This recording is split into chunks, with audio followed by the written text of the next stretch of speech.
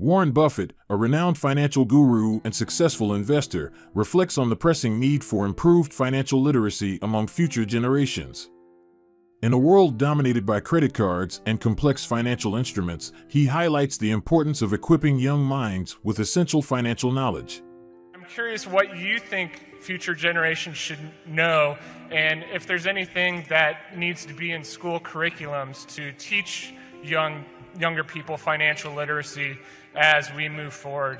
Yeah, I think there's a problem with financial literacy with our current generation, but it is a tough sell in a world of credit cards and a world that depends on calculators rather than people sitting down and doing actual arithmetic and all of that to teach people. But in the end, I think we make progress over time. I mean, I hope our annual reports contribute to that sort of thing. But you're going to have people doing very foolish things with money. I remember on my honeymoon, I was 21 and my wife was 19, and we drove west. I'd never Las Vegas. It was 1952, and we stopped at the Flamingo, and people were better dressed in the casinos then, and there were a bunch of Omaha fellows that actually owned part of the Flamingo at that time. Terribly nice to us. But I looked around at that casino and I saw all kinds of well-dressed people who had traveled thousands of miles to do something very dumb. And I thought, this is a country where you're going to get very rich. As we listen to Warren Buffett's wisdom, it's clear that financial literacy isn't just about numbers, it's about making informed choices in a world full of financial temptations. Buffett's insights serve as a beacon, guiding us away from costly pitfalls and towards a brighter financial future. If people are going to get on a plane in New York and fly a couple thousand miles to stand there and do things with a mathematical expectation that's negative on every action they take, it's a world of opportunity. So I recommend that you work with your students. I started teaching at the University of Omaha when I was 21, and you work with your students to make them literate, and they will have a terrific advantage. Charlie?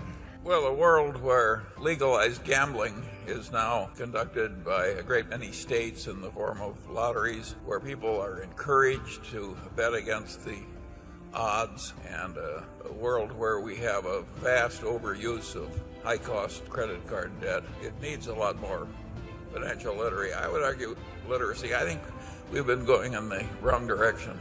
So I don't think you can teach people high finance who can't use a credit card intelligently.